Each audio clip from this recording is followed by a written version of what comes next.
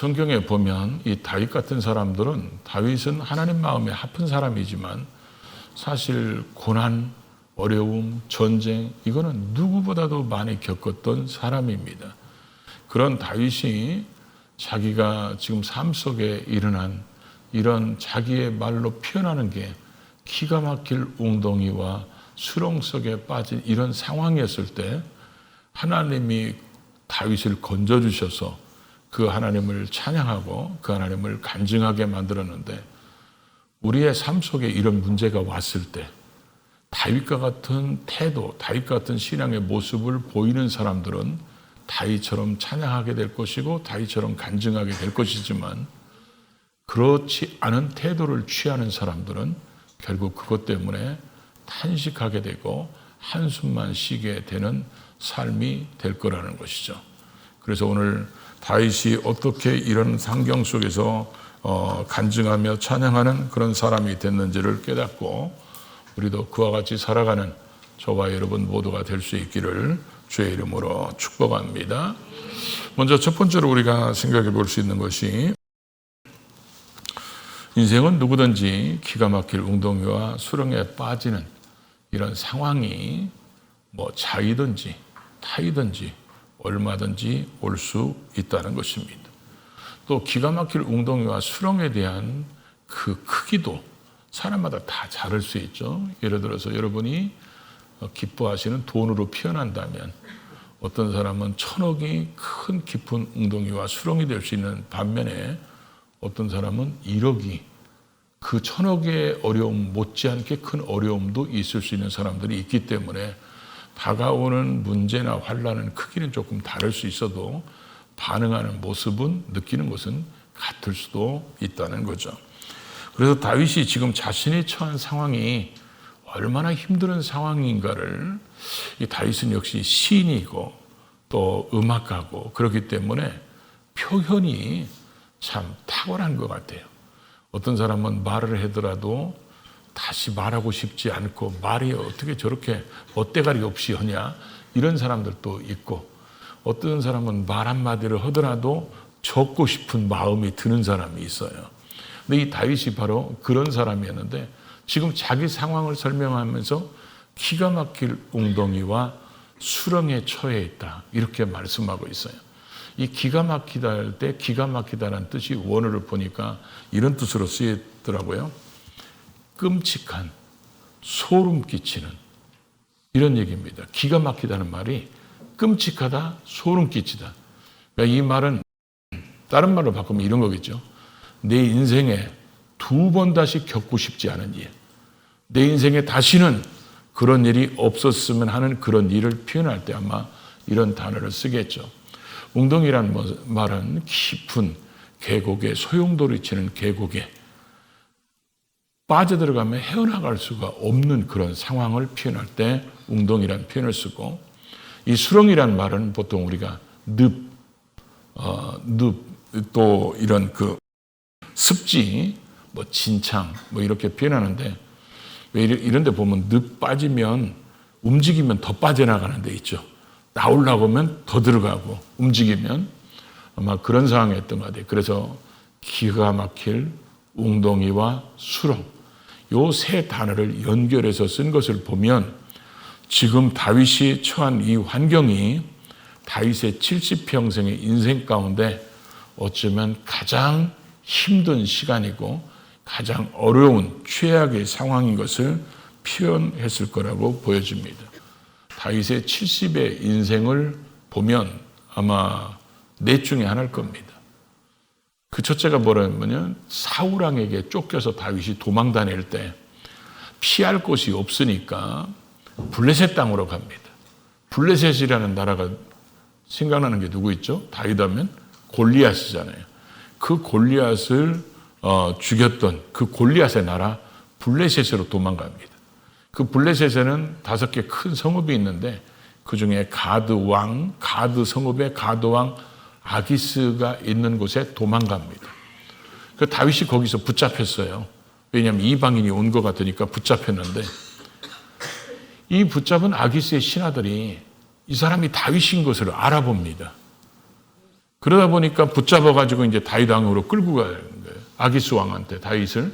그럼 다윗이 이제 꼼짝없이 죽는 상황에 처한 겁니다.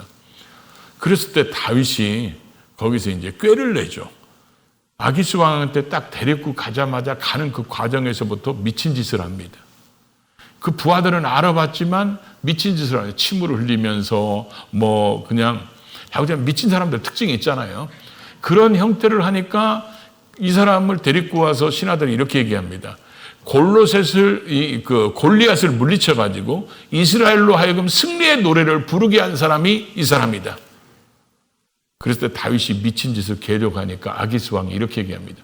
어디서 저런 미친 놈을 데려다가 그런 데다 비교하냐. 내쫓으라고.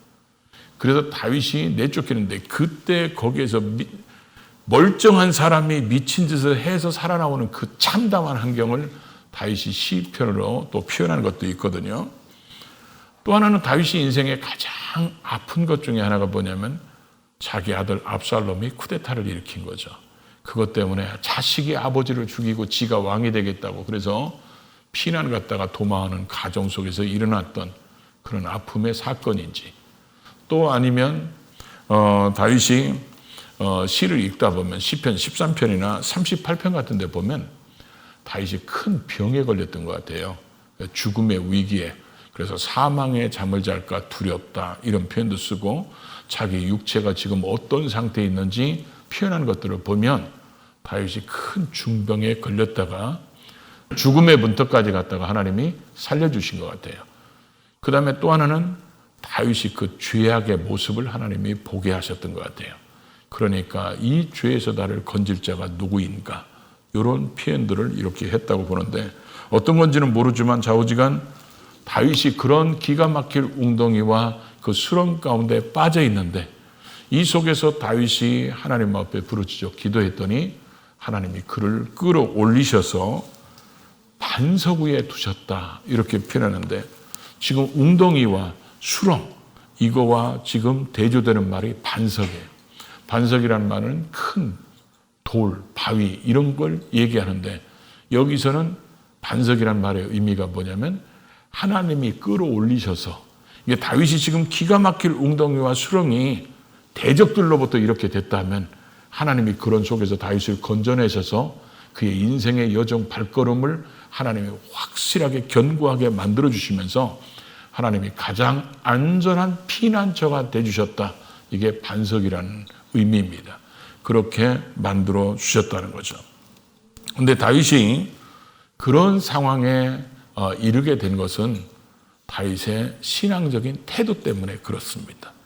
이런 기가 막힐 웅덩이와 이런 수렁에 빠진 이런 상황이 왔을 때 그가 어떤 신앙의 태도를 보였는가는 우리가 반드시 본받아야 되는데 우리가 그런 다윗의 모습을 따라서 하지 않으면 그 반대적인 신앙의 모습이 나타나면 결국 그 사람에게는 다윗과 같이 간증거리나 하나님을 찬양하는 그런 모습은 사라져버리고 좌절하고 절망하고 포기하는 이런 인생밖에 될 수 없다는 거죠. 그래서 우리는 이런 상황에서 어떤 자세를 취하는지는 본인이 선택한다는 거죠. 근데 다윗은 이런 상황에서 기가 막힐 웅덩이와 수렁이 왔을 때 사람은 둘 중에 하나일 겁니다. 기가 막힐 웅덩이와 수렁만 바라보는 환경을 바라보고 문제만 바라보는 자세를 취할 것인가 이런 상황에서 하나님만 바라보고 의지할 것인가. 다윗은 하나님만 바라보고 의지한 사람이었다는 것이죠. 우리가 환경을 바라보고 문제만 바라보면 이 문제가 자꾸 크게 보입니다. 문제만 자꾸 크게 보이고 하나님은 아주 적게 보입니다. 그러나 반면에 이런 기가 막힐 웅덩이와 수렁에 빠지는 이런 문제가 생겼을지라도 하나님을 바라보면 하나님이 자꾸 크게 보이고 전능하게 보이고 모든 일을 다 하실 수 있는 하나님으로 보이면 이 문제는 아주 적은 것으로 보여집니다.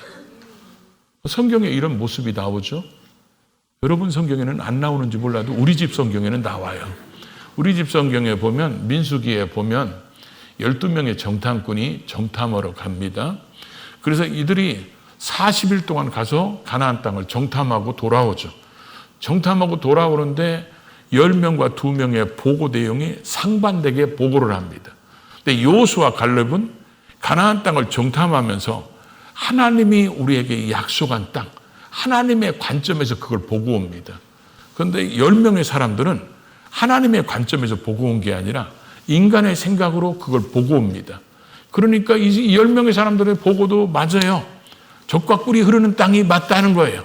그래서 에스겔 골짜기에서 포도송이를 땄는데 그 포도송이가 얼마나 큰지 두 사람이 막대기에다 끼워가지고 포도송이를 지고 올 정도로 그렇게 젖과 꿀이 흐르는 풍성한 땅인데 이 사람들 속에 지금 뭘 보고 왔냐면 안악자손을 보고 온 거예요. 이 안악자손은 자기들보다도 훨씬 큰 어쩌면 거인족 같은 사람들이에요. 그러니까 우리가 그 사람들을 어떻게 이겨? 사람의 눈으로만 보니까 그 거인들이 자꾸 더 크게 보이니까 그들이 우리를 볼 때 우리를 메뚜기처럼 볼 거다. 그래서 자기 자신들을 이 거인족을 보니까 자꾸 이것만 생각하니까 자기들은 뭐가 되는 거예요? 메뚜기가 되는 거예요. 그런데 여호수아 갈렙은 하나님이 우리에게 주시는 땅이기 때문에 우리는 이 땅을 능히 정복할 수 있다. 이런 생각을 가지고 안악자손들을 보니까 저것들은 덩치만 크지 쟤들은 돌을 아무렇게나 던져도 화살을 아무렇게나 쏴도 무조건 맞아. 왜냐하면 덩치가 크니까. 이렇게 보니까 이 여호수아 갈렙은 그들을 뭐라고 얘기했죠? 쟤들은 우리의 밥이다. 이렇게 얘기합니다. 어쩌면 똑같은 것을 보고 왔는데도 이 여호수아 갈렙 스타일이 다윗과 같은 태도라면 이 10명의 정탐꾼들은 이 문제 때문에 문제 속에 빠져가는 이런 사람들의 모습을 보여주고 있다는 것입니다. 똑같은 문제가 와도 신앙적인 태도가 완전히 다를 수 있다는 것을 이들을 통해서 보여주고 있다는 거죠. 그래서 환경만 바라보면 문제가 뭐냐면 해결책이 없다는 거예요. 그거에 대해서 자꾸 더 크게 보이니까 왜 이런 상황이 왔는지, 누구 때문에 이런 문제가 생겼는지 자꾸 이런 것 때문에 사람들에게 찾아오는 게 뭐냐? 좌절하고 절망하고 낙심하고 원망하고 불평하고 이런 것만 찾아오는 거예요. 그러나 그런 문제가 왔을지라도 자꾸 하나님을 보면, 하나님을 의식하고 하나님을 생각하면 그래, 우리는 부족하고 연약하고 죄 가운데 있을지라도 우리 하나님은 전능하신 하나님이고 이 세상을 창조하셨고 이 세상을 지금도 다스리는 그 하나님이 이 문제를 능히 해결할 수 있다고 보여지기 때문에 이 사람들은 우리가 찬양 드리잖아요. 눈을 들어 주를 보라. 내 모든 염려 주께 맡기라. 이러면서 주님을 바라보게 되는데, 주님을 바라보는 사람이 간증거리가 생기고 찬양거리가 생기고 기도 응답거리가 생기지, 환경만 바라보는 사람이 기도 응답거리가 생기질 않습니다. 환경만 바라보는 10명의 사람들과 그들의 말에 동조한 사람들은 광야에서 다 죽잖아요. 그들은 가나안 땅에 하나님의 응답의 약속의 땅을 들어가지 못하고 광야에서 다 죽게 된다는 것입니다. 그래서 환경만 바라보면 찾아오는 게 뭐냐? 포기, 좌절, 절망. 이런 사람이 될 수 있고, 하나님만 바라보는 사람은 하나님이 일하실 때까지 참고 기다리며 인내하게 된다는 것입니다. 오늘 그래서 다윗은 1절에 기다리고 기다렸더니 이런 말을 쓰죠. 기다리고 기다렸다는 말이, 이 말의 의미가 두 번씩 반복해서 쓴 것을 보면 굉장히 지금 하나님의 손길을 간절하게 기다리고 있다, 그런 의미이면서도 또 하나는 뭐냐면, 기다리고 기다렸다는 말이 맹목적으로 막연하게 그냥 어쩔 수 없으니까 그냥 있었던 게 아니라 지금 이 상황을, 기가 막힐 웅덩이와 수렁 속에서 하나님이, 내가 하나님께 부르짖어 기도했더니 하나님께서 기다리는 나에게 반드시 하나님이 응답해 주셔서 나를 건져주실 것이다, 이런 확신에 찬 신앙 속에서 기다리고 있다. 지금 이렇게 다윗이 고백하고 있다는 거죠.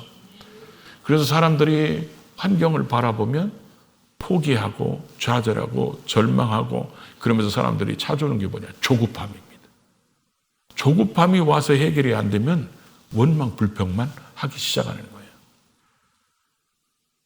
근데 지금 다윗은 이런 시간에서 기다리면서 뭐 했다고 그랬어요?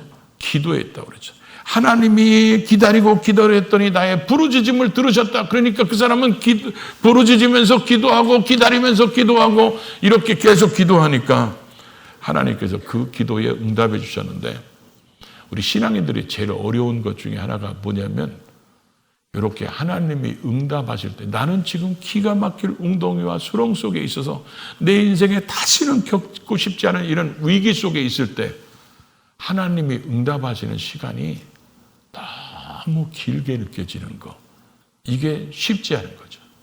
그래서 여러분들이 어디 여행 가가지고, 제가 어제 우리 집사람한테 한마디 들었어요. 우리 집사람이 저한테, 우리는 아직 약간 집안이 이조 시대라 저한테 뭔 말을 잘 안 듣는데, 어제 제가 확신반 할 때, 확신반 하는데, 확신반이 오리엔테이션하고 첫 과를 하는데, 저 혼자 재밌어가지고 막 하다 보니까 1시간 10분이나 20분이면 끝나야 되는데 2시간 가까이를 했더라고요. 그러니까 저희 집사람이 그걸 지금 강의하는데 문 두드리고 어떻게 얘기할 수도 없으니까 딱 나오자마자 저한테 뭐라냐면, 그렇게 2시간이나 하면 다음 주부터 아무도 안 들었겠죠. 자기가 재밌으면요, 시간 가는 줄을 몰라요. 그래서 여행 가서 먹고 마시고 놀고 즐겨봐요. 그러면 금방 갑니다. 이거 반대지는 시간 한번 얘기할게요. 금식해봐. 시간 안 가. 얼만큼 안 가? 더럽게 안 가. 금식할 때 진짜 이것도 며칠도 아니고 장기 금식하면요, 아무리 자고 일어나도 시계가 5분밖에 안 가죠. 정말 잠을 많이 잔 것 같은데 잠이 안 와요. 이게 처음에 2, 3일 며칠 동안은 잠이 잘 오는 거죠. 이게 금식 10일, 20일, 30일 넘어가면 잠이 안 옵니다. 그래가지고 자야 되는데, 그래가지고 단잠 잤다고 일어나면 5분, 10분밖에 안 잤어요. 그러면 이 하루 24시간 가는 게 너무너무 길어. 근데 지금 다윗이 이 상황에서 기가 막힐 웅덩이와 수렁에 빠졌을 때 하나님 앞에 기도하면서 기다리고 있는데, 그 하나님의 손길이 임할 때까지 그 시간이 저와 여러분 인생 가운데 제일 길게 느껴지는 거예요. 그러니까 그것 때문에 사람들이 그걸 못 참고 조급해하는 거예요. 조급해가지고 자기가 결정하는 사람들도 있고, 하나님의 뜻을 기다리지 못하고 결정하는 사람들도 있는데, 우리가 지금 환경만 바라보는 사람들은 좌절하고 절망하고 낙심하면서 자꾸 조급해지는 거예요. 조급해지니까 이런 사람들이 막 불평이 터지는 거예요. 그리고 막 승질을 자주 내는 거예요. 그러면서 왜 이런 상황을 만들었는지, 그러면서 막 짜증을 내기 시작해요. 그래갖고 더 조급하면요, 단박에 해답을 얻고 싶은데 해답이 안 나와. 그러면 예수 믿는 사람들 중에 점 보러 가는 사람들도 있다. 그 왜 그러겠어요? 이 환경을 바라보는 사람은 이런 스타일로 가기 때문에 그래요. 그러니까 점쟁이들이 예수 믿고 구원받은 사람들이 있어요. 가끔 간증하는 사람들 얘기 들어보면 자기가 영업할 때 한 20% 정도는 교인들이라는 거예요. 그 사람들이 기가 막힐 웅덩이와 수렁 속에 있을 때 하나님을 바라보지 않고 그 문제만 바라보는 사람들이 조급하니까 그런 모습을 보이는 거예요. 근데 다윗은 이런 상황에서도 하나님을 바라보니까 인내하게 되고 기도하게 되고, 하나님은 반드시 건져주실 거야, 일하실 거야, 치료하실 거야, 회복하실 거야, 그렇게 믿으니까 하나님이 거기서 끌어올려 주셔서, 하나님이 건져주셔서 해결해 주셨다고 얘기하고 있습니다. 환경만 바라보고 좌절하고 포기하고 절망하고 조급해하면서 원망 불평하면, 이런 사람들이 내가 간증하는 걸 들어본 적이 없어요. 이런 사람들은 하나님이 그 문제를 해결하는 은혜의 놀라운 손길을 맛보지 못한다는 거예요. 그러나 하나님만을 바라보고 때로는 그 시간이 너무 길게 느껴질지라도 하나님 앞에 부르짖어 기도하면서 반드시 건져주시는 하나님이라고 바라보는 사람은 하나님 앞에서 두 가지의 이 환경만 바라보는 사람과 두 가지 다른 모습이 있어요. 그 차이가 뭐냐? 세 번째로, 환경만 바라보는 사람은 변명, 핑계하는 자가 되고, 하나님을 바라보는 사람은 하나님의 일하심 때문에 간증하는 사람이 됩니다.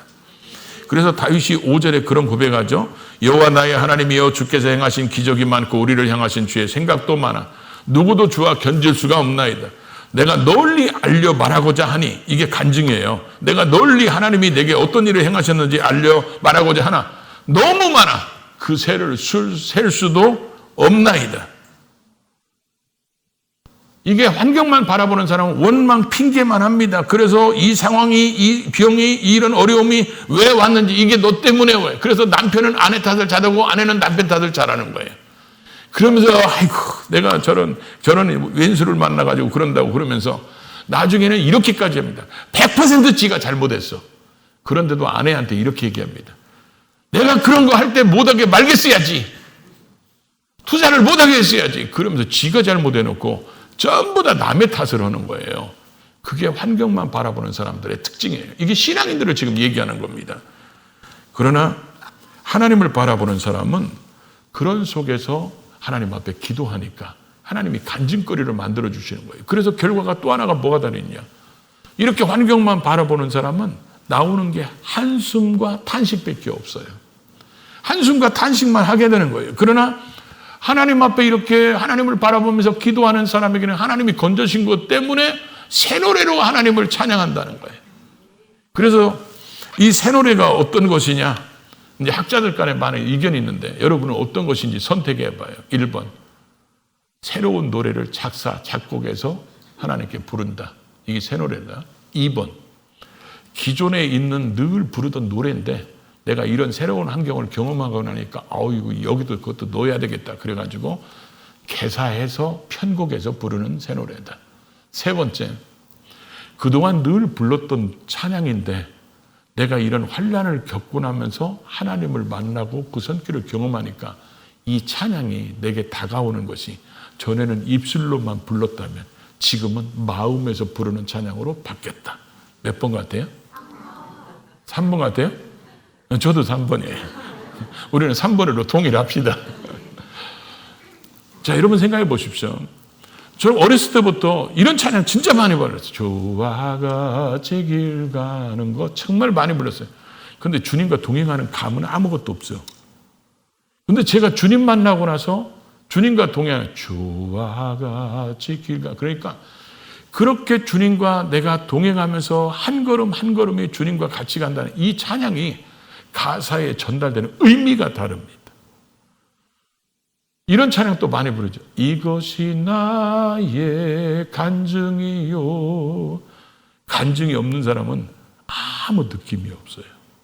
그러나 하나님이 기가 막힐 웅덩이에서 수렁에서 건져주신 이런 놀라운 은혜를 경험한 사람은 이것이 나의 간증이라고 그럴 때 그 하나님의 베푸신 은혜 때문에 이 찬양 가사가 가슴을 뜨겁게 하고 감동시키면서 내가 그 하나님을 찬양하는 그 속에서 찬양 중에 거하시는 또 하나님을 만나게 되는, 그래도 또 감동이 연속되는 그런 은혜를 경험하게 된다는 것이죠.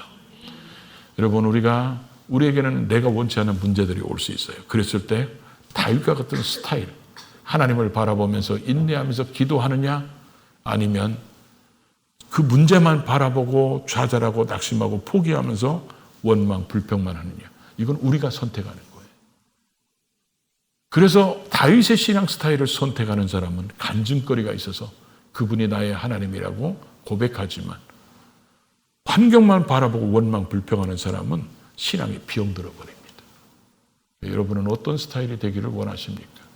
우리가 원치 않는 문제가 오더라도 하나님은 여전히 살아계셔서 우리의 기도를 들으시는 하나님이기 때문에 그분의 도우심으로 우리도 간증하면서 살아가는 그런 믿음의 일꾼들이 될 수 있기를 주의 이름으로 축복합니다.